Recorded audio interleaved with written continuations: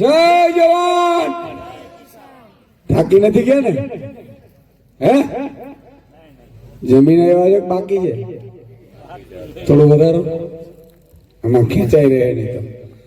મારે રોજની 4-5 સભા થાય છે મિત્રો. આજે બાલાગામમાં માન્ય પ્રવીણભાઈ રામની આગેવાનીમાં જે યાત્રા ચાલુ થઈ છે, પરિવર્તન લાવો કિસાન બચાવો, બહુ સમજવા જેવી આ યાત્રાનો શબ્દ છે.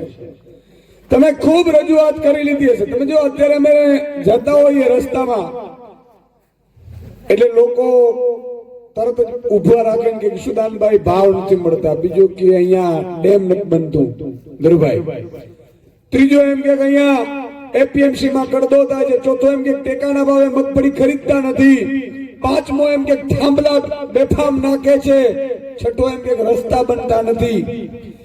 મિત્રો આ બધી સમસ્યાઓ છે એ અમને ખબર છે, પણ સમસ્યાનો ઈલાજ શું છે કોઈને ખબર છે?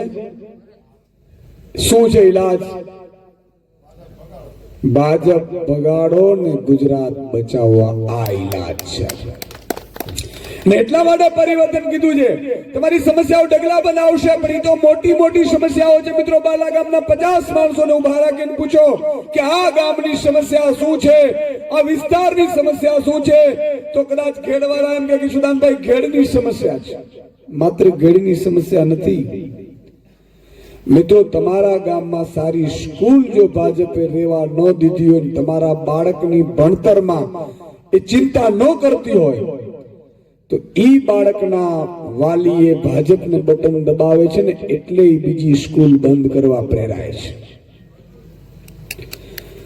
તમે વિચાર કરો, આજે ખેડૂતોને ભાવ નથી મળતા, અમેરિકાને ભારતની ટ્રેડ ડીલ થઈ રહી છે. તમને આશ્ચર્ય થશે, અમેરિકાના એક ખેડૂતને અમેરિકા સરકાર 54 લાખ રૂપિયા વર્ષે સબસિડી આપે છે. કેટલી કેટલી બોલો એટલે મને ખબર પડે. હા, ઊંઘ તો નથી આવી ગઈ ને? 54 લાખ રૂપિયા સબસિડી આપે છે.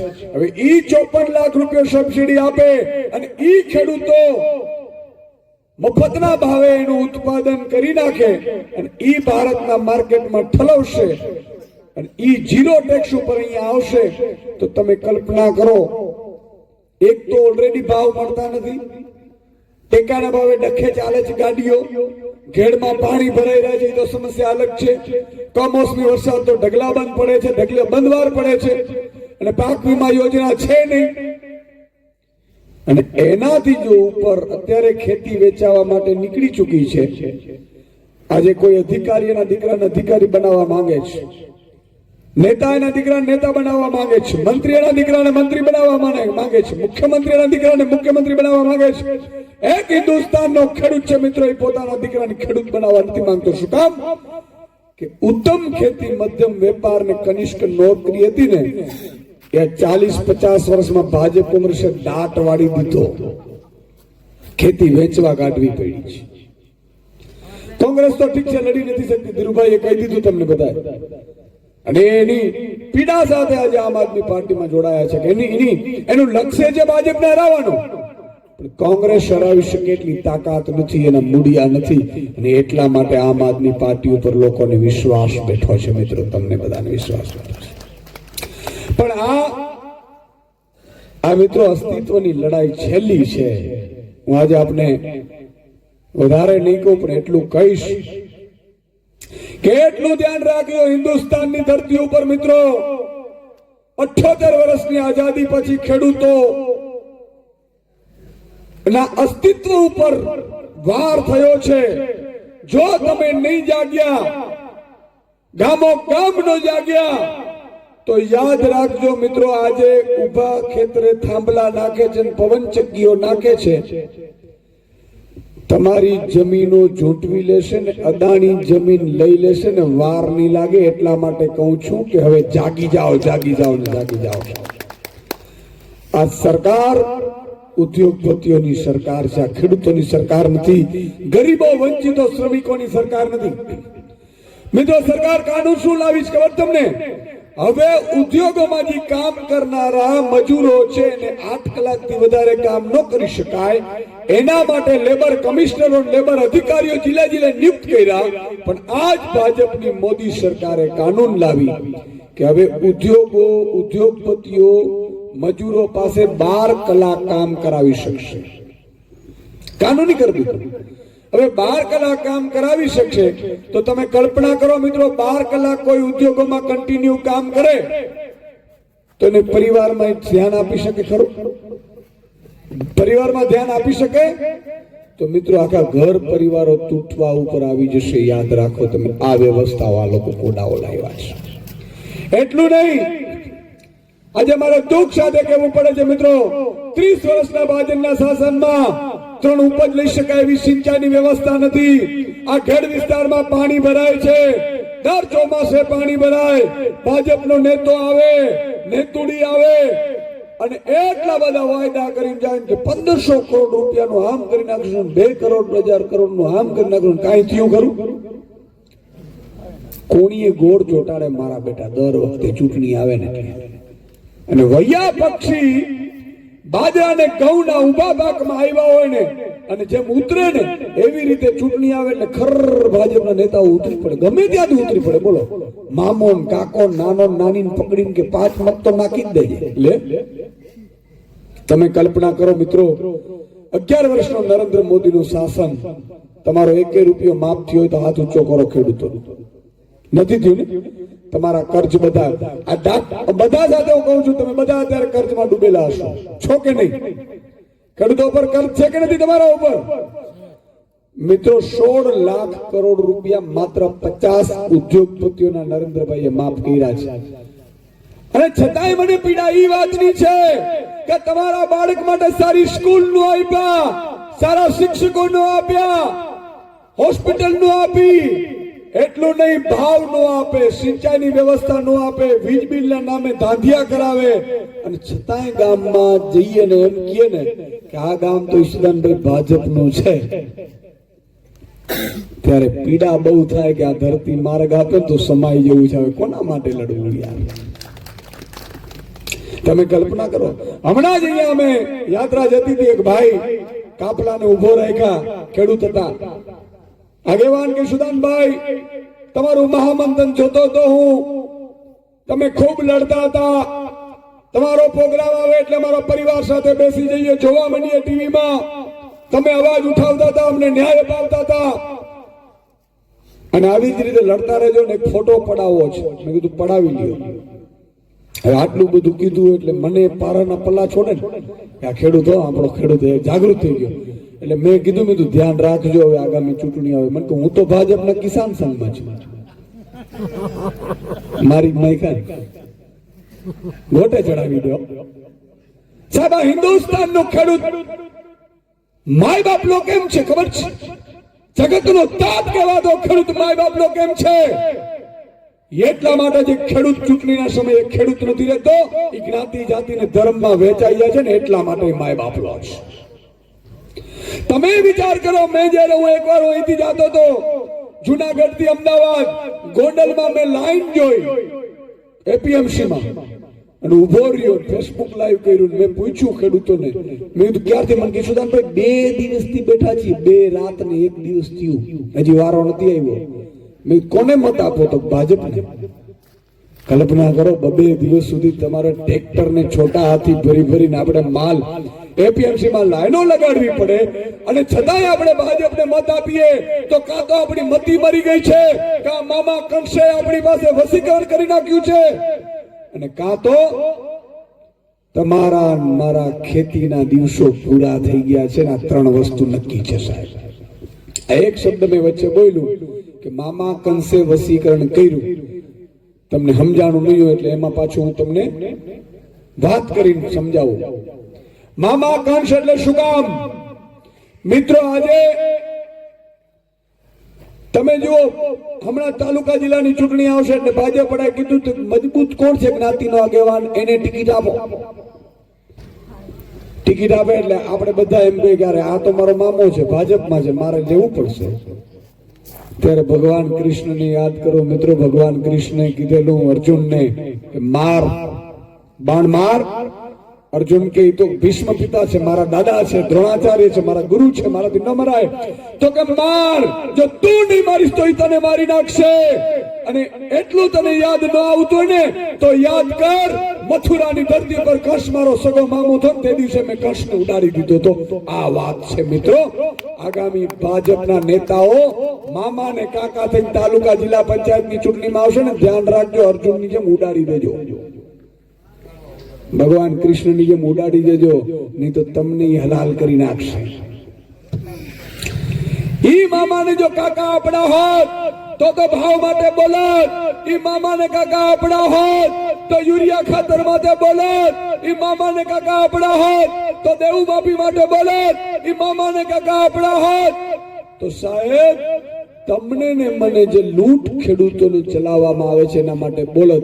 પણ ભાજપમાં રહેલો આપણો જ્ઞાતિનો એક પણ નેતુડો નેતુડી તમારા મારા માટે અવાજ ઉઠાવ્યો હોય તો કે હું આજીવન ગુલામ બનવા તૈયાર છું. વાત સાચી કરી તો એકવાર તાળી પાડવાની ખબર પડે. બીજી વાત, છેલ્લી વાત કરીને મારી વાત પૂરી કરીશ. વારે વારે તકો નથી આવતી. આજે દાસારામ બાપાના પટાંગણમાં આપણે છીએ, ગામમાં મંદિર છે. સાહેબ આ સંતો મહંતો આપણે શું કહીને ગયા છે? હું અહીંયા બિલખા જાતો ચલૈયા, વિચાર કરો, જે માતા પિતા શેઠ સગારસા ચંગાવતી કેવા હતા જેણે તે પોતાના દીકરાના બલિદાન આપી દીધા હશે. એ જુનાગઢનો ડુંગર દેવાય ભોદરને યાદ કરો મિત્રો, કે જેમણે પોતાના પંડના દીકરાના માથા આપી દીધા હતા અને રાજની રખેવાળી કરી હતી.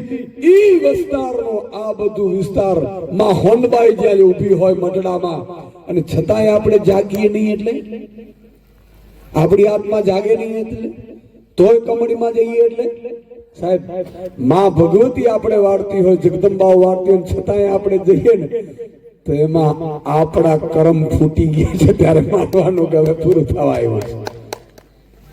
અને હવે અમે ભાજપને મત આપી છે. મેં કીધું તમે ભાજપને મત આપો છો ને ગામડા પાછા ભાજપના જ છે. તમે વિચાર કરો, અહીંયા ઘણા ગામડામાં જાઓ તો કે આઈસુદાન ભાઈ આ ગામ ભાજપનું, એટલે આપણી પીઠી બગાડી દીધી તોય ભાજપ. પણ મેં શહેરના નાગરિકોને હું કહેવા માંગુ છું, આપણા માધ્યમથી, સોશિયલ મીડિયાના માધ્યમથી, મિત્રો આ ખેડૂતને એક દિવસ ખેડૂતની સાથે જઈને રાત્રે પાણી વારી આવજો. શરત ફરતો પાણી વારી એ અનાજ ઉત્પન્ન કરીને તમારા દીકરાઓને ખવડાવે છે, એને પૂરતો ભાવ નથી મળતો. તમે એને વાત કરો છો સહાય. મારા ખેડૂતને જો પૂરતો ભાવ મળે ને, આ જમીન એક વર્ષ માટે મિત્રો અદાણી કદાચ લઈ લે ગુજરાતની, તો ઘઉંના મણે 5,000 રૂપિયા હોય, તેલના ડબ્બાના 10,000 રૂપિયા હોય, અને મગફળી એક મણે 4,000 રૂપિયા વેચાતી હોય, પછી અદાણીને ક્યાં સહાયની જરૂર છે? અને જો એવું કરવા જાય ને મારો ખેડૂત, તો મધ્યમ વર્ગ તમે મરી જશો. એ મેં એને સમજાવ્યું હતું. આજે વિચાર કરો, આપણે દૂધ બંધ કરી દઈએ તો, અનાજ પકવવાનું બંધ કરી દઈએ તો શું થાય એમની હાલત? આપણે શાકભાજી બંધ કરી દઈએ તો, ખાલી 5 દિવસ આપણે બંધ કરી દઈએ ને શહેર. આપણે એટલા નાલાયક નથી આ નેતાઓ જેવા. આપણે આપણા દીકરાનું વિચારતા નથી, આપણે આપણા ધરતીનું વિચારીએ છીએ, આપણે આપણી માનો વિચારીએ છીએ, આપણે એના સંતાનોની ચિંતા કરીએ છીએ કે એના સંતાનો ભૂખ્યા ન સુવા જોઈએ. આ મારો ખેડૂત છે એટલે હું ખેડૂતનો ગુલામ છું સાહેબ. આજે કોઈ છે જ નહીં. માનવતા મરી પરવાડી છે મિત્રો. આજે તમે જ્યાં પણ જાઓ, આ ગામમાં વયા જાઓ, બાલા ગામમાં 25 જણા પાછા ભાજપના નીકળશે. બોલો. અને પાછું આપણે સમજાશું સભામાં નો જવાય લે મસાલો ખાતા ખાતા, કારણ કે એને તો કોન્ટ્રાક્ટ મળી જાય. ભાજપમાં અત્યારે જેટલા છે ને આપણા જ્ઞાતિ જાતિ ધર્મના આગેવાનો બધા લાભાર્થીઓ છે, કાર્યકર્તા કોઈ નથી. બોલો રામચંદ્ર દેવ. લાભાર્થીઓ એટલે હું હમણાં ટેકુડી આવી હતી ખબર, ટેકાના ભાવે. આ જેટલા ટેકાના ભાવે જે કેન્દ્રો ફાળવવામાં આવ્યા ને એ બધા ભાજપના નેતાઓને ફાળવવામાં આવ્યા. અને ઈ ખેડૂતોમાંથી ભાજપના નેતાઓએ 2 મહિનામાં 2 કરોડ રૂપિયા કમાણા છે. ઈ એટલે ભાજપ કરે. તાલુકા પંચાયતના સભ્ય હોય, બામણા સાથી મટલા સુધીનું કામ લઈને બેઠો હોય, 25 લાખની આવક હોય મહિને, હું કામ ભાજપ નો કરે ભાઈ? અને બલીના બકરા આપણે ચડાવે. આપણે જ્ઞાતિ નું કહેવાય, ભાજપ વાળું વિશ્વગુરુ છે. કા વિશ્વગુરુ? ડંકો અહીંયા તો સંભળાતો નથી. ભાઈ રામ 108 દિવસ મિત્રો જેલમાં જઈને આવ્યા છે. તમે વિચાર કરો એમનો વાક શું હતું? એ તમારી યાત્રાઓ કરતા હતા, તમારા માટે મુદ્દા ઉઠાવતા હતા, અને એમણે નક્કી કર્યું કે ખેડૂતો માટે મારે પ્રાણ દેવા પડે તો 1 ને 2 ને 3. અને એટલા માટે ને ડરાવવા માટે, ધમકાવવા માટે પ્રવીણ રામને ખરીદવાની પણ કોશિશ થઈ.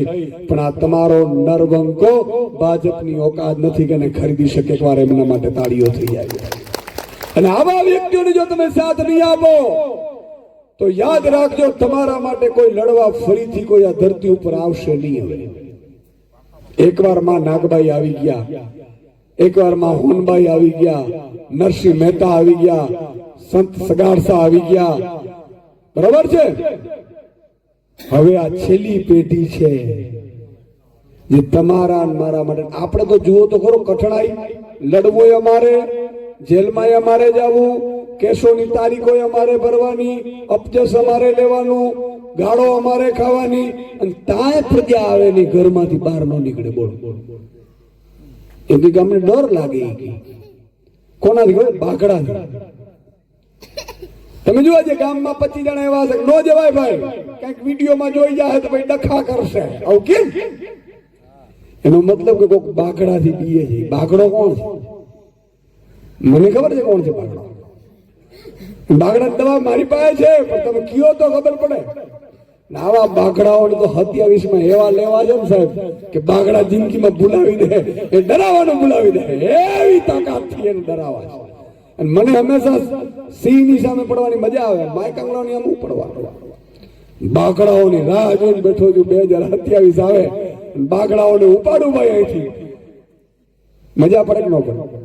અને જેટલા સંપત્તિ બાઘડાઓએ આ ગીરમાં બધા ફાર્મો બનાવ્યા છે ને, બધા તમને હોપી દેવાના રાતો રાત. જેટલા ગેરકાયદેસર કાયદે બધું ખબર છે. એકવાર મિત્રો ગુજરાતની જનતા ઉપર આમ આદમી પાર્ટીનો ઝંડો લહેરાવો, પછી જુઓ. છેલ્લી વાત કરીને મારી વાત પૂરી કરીશ કે પંજાબમાં આમ આદમી પાર્ટીની સરકાર છે, ખેડૂતોને વીજળી મળે છે, દિવસે મળે છે. અને શું કામ? તો ભગવત માન સાહેબ એવું કીધું અધિકારીઓને બોલાવીને કે તમે ક્યારે નોકરી કરો છો ભાઈ? તો અમે સવારે 10 થી 6 ની નોકરી કરીએ. તો તમે જો સવારે 10 થી 6 ની નોકરી કરતા હોય તો મારો ખેડૂત રાત્રે 1:30 વાગે હું કામ જાય ખેતરમાં ભાઈ? અને એને દિવસે વીજળી કરી, અને દિવસે વીજળી ફ્રી વીજળી કરી. બોલો ખેડૂતો માટે, એના માટે એકવાર તાળીઓ થઈ જાય છે. માત્ર 4 વર્ષની સરકારમાં. પછી તો કે સિંચાઈની વ્યવસ્થા કરી. મિત્રો 20% સિંચાઈ હતી 4 વર્ષમાં. ભગવત માન સાહેબે 68% સિંચાઈની વ્યવસ્થા પંજાબમાં પૂરી કરી. એટલું નહીં, ખેડૂતોએ ભાવ જે ટેકાના ભાવ હોય એટલી પૂરેપૂરી જણસના ભાવોએ ખરીદી કરવાની સરકારે. અને માન લો સરકારને ન વેચવું હોય, રજીસ્ટ્રેશન ન કરાવવું હોય, તો કોઈ પણ વેપારી ખેડૂતના ઘરે આવીને એમ કે ભાઈ તમારો આ માલ છે, ભાવ તો ટેકાના ભાવથી 1 રૂપિયો ઓછો કોઈ વેપારીની તાકાત નથી કે ખરીદી શકેલી, તો જેલમાં જાય. આવી વ્યવસ્થા પેદા કરી છે. આવી સરકારો 4 વર્ષમાં થઈ શકે ના કોડા 30 વર્ષમાં નથી કર્યું. કરવી નથી. એને આ બધી જમીનો અદાણીને આપી દેવી છે. પણ એક વિનંતી કરીને જાઉં છું, કોઈ જમીનો વેચતા નહીં. 2 કરોડ વીઘો આવે તો વેચતા નહીં સાહેબ.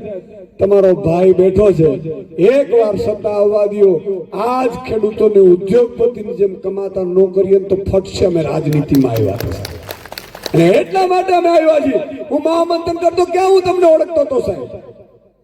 ક્યાં હું ઓળખતો હતો?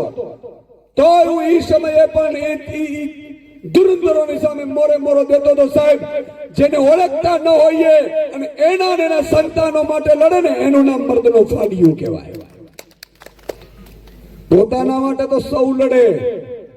સેઢા ઉપર ભાઈ આવે ને તો આપણે સામે ચડી જઈએ, ઓય છેટો રેજે તો પાડ્યું થઈ જાય. અને આજ પ્રમોલગેશન કર્યું છે સરકારે. અહીંની જમીન અહીંયા નાખી દીધી. લાખો ખેડૂતોને નુકસાન છે, છતાં જેની જમીન એના બીજા ખાતામાં નાખી દીધી ને કમળનું બટન દબાવીને આવ્યા પાછા. મારો તાળી. પરિવર્તન લાવવું હોય તો મોરે મોરો આવવો પડે સાહેબ. તમારે દેખાવું પડશે તમારી ચૂંટણીમાં કે તમારા બાપની તાકાત નથી, તમે આ ખોટું કર્યું છે એટલે અમે તમને મતદાન નથી કરવાના. પણ ઘણા લોકો બાગડાથી ડરતા હોય, ભાઈ મૂકો ને આપણે કોણ લપ કરે. તો એને મારે એવું કેવું છે કે તમે બાગડાઓ જોડે જવાનું, એની જ ગાડીમાં જવાનું, એની જ ખેસ પહેરીને જવાનું, એને જ કહેવાનું તમે જ જીતવાનો છો. અને અંદર બૂથમાં જાઓ એટલે બટન ઝાડુનો દબાડી દેજો એટલે બાગડો સમાપ્ત. અહીંયા ક્યાં કોણ ખબર પડવાની તમે કોને મત આપ્યો, બરોબર કે નહીં? એ બાગડા જોડે જ જવાનું, બાગડાની ગાડીમાં જ જવાનું, ભજીયા બાગડાને ઠોકી લેવાના, કઈ વાંધો નહીં. હા, બાગડાએ બૂચ મારીને જ કર્યું જ આવું. તો આ મારી આપણે વિનંતી છે કે બટન તમે એવો દબાવો ઝાડુનો. ખબર છે પેલો ભૂત હોય ને એની ચોટલી આમ કરીને પકડીને એટલે ભૂત ગમે તેમ કરે તો નાચે. આ બાગડાઓની ચોટલી છે એ બૂથમાં છે ઝાડુના બટન ઉપર. બરોબર ઝાડુનો બટન દબાવી અંદર ખાને મરકાઈ આવવાનો, બહાર બાગડો પૂરો. રિઝલ્ટ આવે તો બાગડો જુએ, ઓહો આ તો મારું તો પૂરું થઈ ગયું.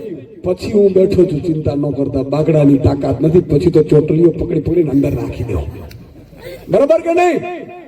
તો છેલ્લે નારો બોલાવીશું, બોલો ભારત માતા કી જય, જવાન બોલો, હોનબાર.